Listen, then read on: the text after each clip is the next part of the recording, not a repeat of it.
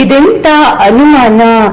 Tanisha Kuppanda first love story ಕೇಳಿದ್ರೆ ಲಕ್ಷ್ಮೀ ನಿವಾಸದ ಜಯಂತ್ ನೆನಪಾಗತ್ತೆ.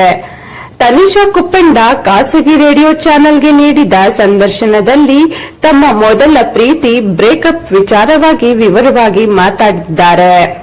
ಕನ್ನಡ ಕಿರುತೆರೆ ನಟಿ ಉದ್ಯಮಿ Tanisha Kuppanda Bigg Boss season 10ಕ್ಕೆ ಹೋಗಿ ಬಂದ ನಂತರ ಹೆಚ್ಚು ಜನರ ಪ್ರೀತಿ ಗಳಿಸಿದ್ದಾರೆ.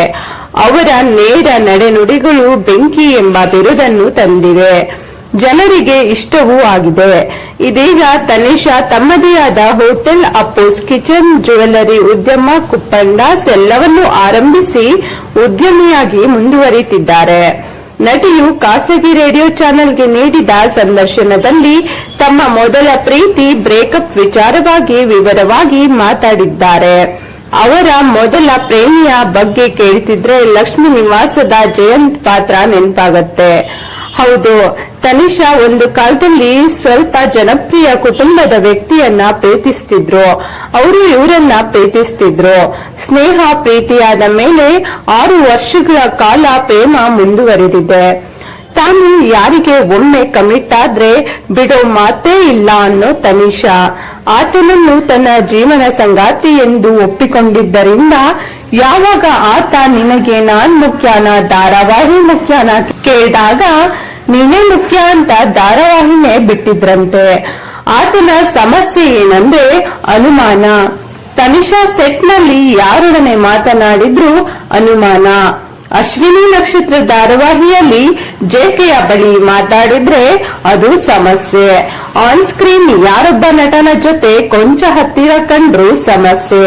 ಆದ್ರೆ ಅದೇನೇ ಇದ್ರೂ ತನಿಷಾ ಆತನಿಗೆ ತಮ್ಮ ಜೀವನದ ಸಂಪೂರ್ಣ ವರದಿ ಒಪ್ಪಿಸ್ತಿದ್ರು ಮತ್ತು ಪ್ರತಿ ನಿರ್ಧಾರವನ್ನ ಆತನನ್ನು ಕೇಳಿಯೇ ತೆಗೆದುಕೊಳ್ತಿದ್ರಂತೆ. ಹೀಗೆ ಆತನ ನಿರ್ಧಾರ ಕೇಳುವಾಗ ಒಂದಾದ ಮೇಲೊಂದರಂತೆ ಧಾರಾವಾಹಿಯಲ್ಲಿ ನಟಿಸಲು ಅವಕಾಶಗಳು ಬಂದ್ರು ಆತ ಎಲ್ಲದಕ್ಕೂ ಬೇಡ ಎನ್ನುತ್ತಲೇ ಹೋದನಂತೆ.